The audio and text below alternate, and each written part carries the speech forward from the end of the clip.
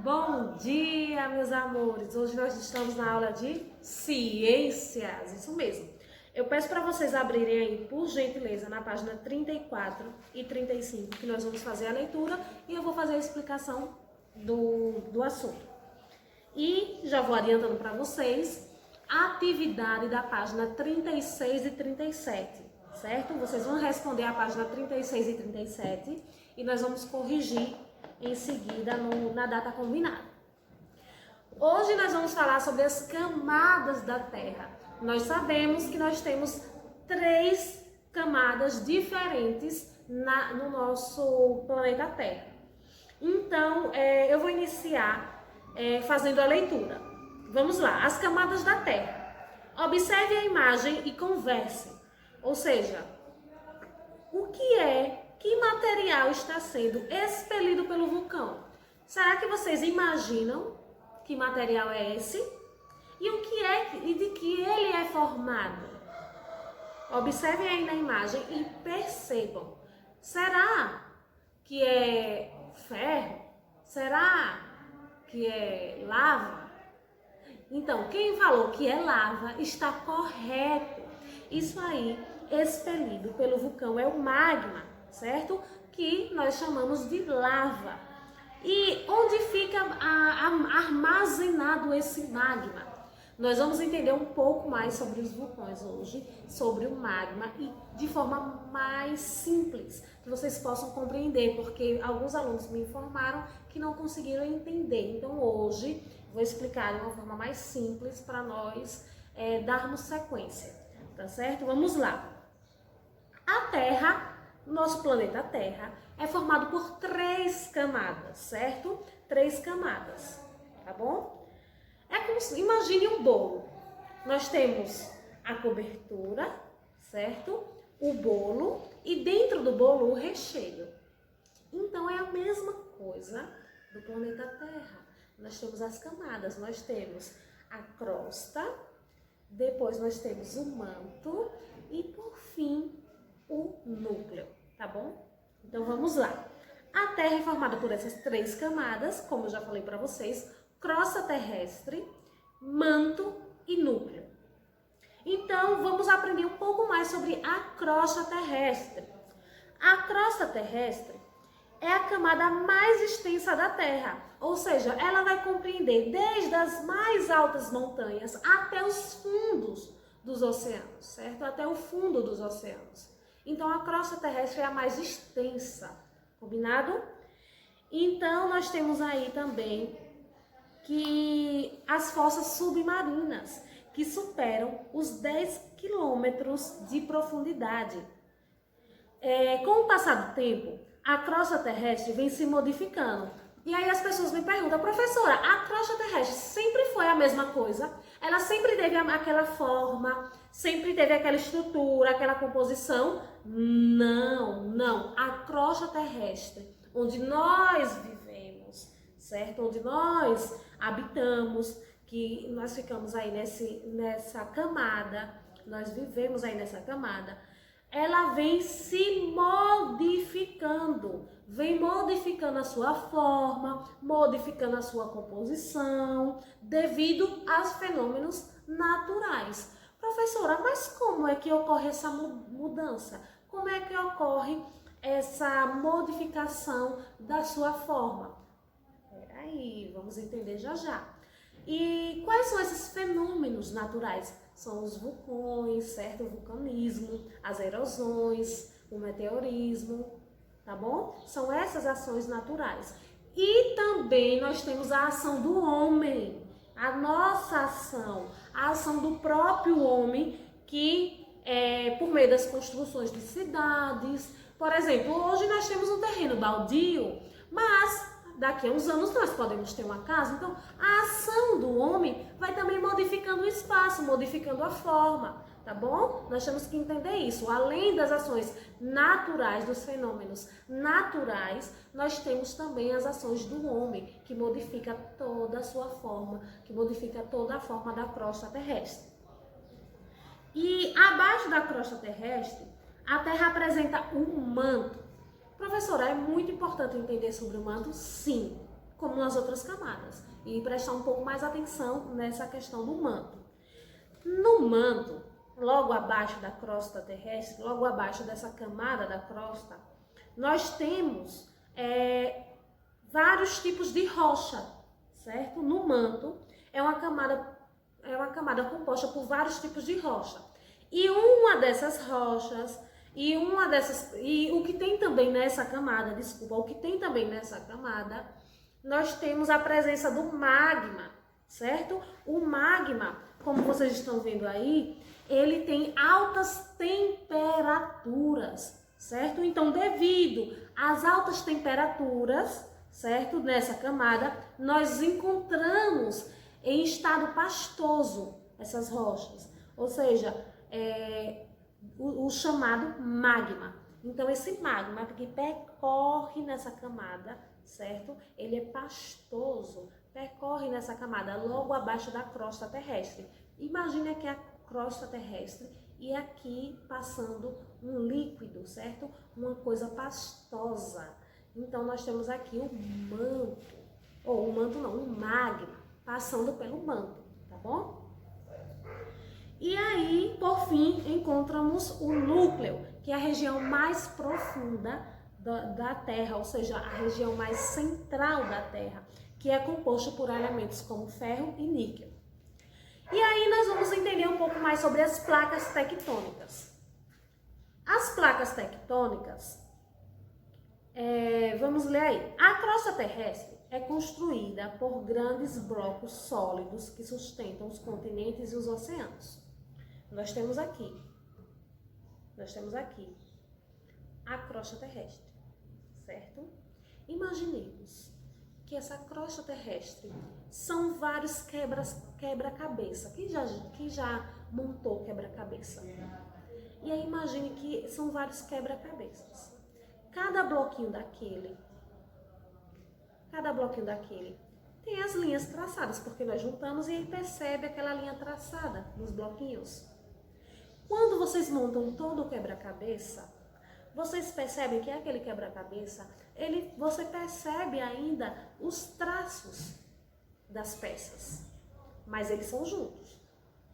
A qualquer momento, você pode tirar aqueles bloquinhos do quebra-cabeça, né? A qualquer momento pode ocorrer a separação daqueles blocos, porque eles não são colados, certo? Eles só são juntos, porque nós montamos. E aí nós vamos pegar esse exemplo e vamos para a crosta terrestre. A crosta terrestre tem várias placas que sustentam os continentes e os oceanos. Essas placas, vamos dizer que aqui eu tenho duas placas, ou aqui eu tenho duas partes. Então essas placas, elas podem ocorrer a separação, certo, dessas placas. Imagine o magma passando por aqui, por baixo, no manto. E aqui a crosta terrestre, que é formada por placas. Imagine ocorrer a separação dessas placas com toda a força do magma aqui passando. Quem é que vai subir? Ele, o magma. Se separar um pouco as placas tectônicas, o magma ele já consegue subir. Ou seja, as placas tectônicas estão aqui. E aí, se houver algum atrito entre essas placas, se houver movimentação entre essas placas, ocorrem muitos fenômenos naturais. Lembre, terremotos. Imagine quando dizem a Terra tremeu, os terremotos. É porque as placas se movimentaram. Imagina, eu estou aqui e Cauã está aqui desse lado. É um exemplo, viu? E aí as placas começam a se movimentar. E aí pode ocorrer o atrito, a movimentação dessas placas. E aí temos o baque, as pessoas estão ali, as cidades estão ali, em cima da crosta terrestre. E aí podem ocorrer terremotos, os vulcões, que quando há a separação dessas placas, e aí dá esse espaço para que o vulcão ele entre em erupção, certo? Então vamos lá. A crosta terrestre é constituída por grandes blocos sólidos que sustentam os continentes e os oceanos, denominados como placas tectônicas, como vocês estão vendo aí no exemplo da página 34. Essas placas são porções da crosta terrestre que se movimentam e interagem entre si, certo? Suspensas sobre o magma que o constitui o manto. Ou seja, aqui é o manto, onde tem o magma, e aí a crosta terrestre está aqui. Se qualquer coisa aqui acontecer, alguma movimentaçãozinha, o manto ou o magma, ele sobe, tá bom? Os geólogos estudam a transformação que já ocorreram e fazem previsões de atividades que podem acontecer no interior do planeta, visando a preservação de possíveis fenômenos naturais que possam trazer consequências para a humanidade. Nós temos aí algumas destruições. Na página 35, o livro de vocês trazem a causa dos terremotos e também a destruição que causa, né? Vamos lá na página 35. Os terremotos ou abalos sísmicos são tremores bruscos e passageiros que acontecem na superfície da Terra. Em sua maioria, são causados por choques subterrâneos de placas tectônicas, localizados a quilômetros abaixo do solo. Tais fenômenos se dão quando as placas tectônicas deslizam, chocando-se ou afastando-se uma das outras. Ou seja, quando as placas, lembre, nós estamos aqui na crosta terrestre, e aqui são as placas que nós ficamos em cima dela, porque ela constitui os continentes e os oceanos. E aí nós estamos aqui. Imagine se elas se separarem ou se elas se chocarem, certo? E aí elas podem causar os terremotos, porque elas se chocam, se afastam, ou seja, essas movimentações, as placas elas deslizam e aí ocorre esse tremor, ocorre esse fenômeno que faz com que o solo trema, né? E aí pode se deslocar grandes massas de terra e de água, porque quando eu estou aqui em uma vasilha e tem uma água parada, se eu não mexer naquela vasilha, a água fica parada, certo? Agora, se eu movimentar aquela vasilha, a água vai se movimentar devido ao balanço, né? O balanço que eu fizer naquela água. Então é a mesma coisa das placas. Se tem essa movimentação das placas, toda a terra, a crosta vai também tremer, porque nós estamos em cima dela, nós estamos nessas placas, certo? E aí, se ocorre a movimentação, a água e os oceanos também se movimentam, porque estão presentes na crosta terrestre. No Brasil também ocorre abalos sísmicos. Um dos mais famosos já documentados aconteceu na cidade de na cidade do Rio Grande do Norte, certo? Em 1986. E aí nós temos a explicação da escala Richter, ou seja, essa escala é criada para medir a intensidade de um terremoto. Quanto mais alto o valor da escala, maior será a energia liberada pelo tremor e, consequentemente, maior será a capacidade de destruição desse terremoto. Também temos a questão do vulcanismo. Assim como os terremotos, as erupções vulcânicas também são provocadas pelas movimentações das placas. Esse fenômeno ocorre principalmente quando duas placas se chocam, entrando em atrito uma com a outra. O magma, quando é expelido pelo vulcão, é chamado de lava. Junto com ela são lançados gases tóxicos, nuvens de poeiras e rochas que causam grandes modificações no ambiente, alcançando vários quilômetros. Então, como eu já falei para vocês, nós temos aqui a crosta terrestre. Imagine o magma passando por baixo na camada do manto. Nós temos aqui a crosta. Se essas placas elas se chocam ou elas deslizam, pode ocorrer também a erupção, ou seja, a liberação dessa lava. A água passando, um exemplo, a água passando, e se eu chocar, a água pode subir. Então é a mesma coisa da crosta. Sobe e aí vai formando os vulcões, certo? Vai expelindo as lavas, ou seja, o magma, esse líquido, certo? Então vamos lá, os vulcões podem ter uma cratera principal e outra abertura secundária, por onde a lava também é expelida. Ou seja, nós temos aqui um vulcão, ele pode ser por essa cratera principal, certo? E também pode ter as secundárias, que pode ir pela lateral, pode abrir outros espaços para que a lava passe.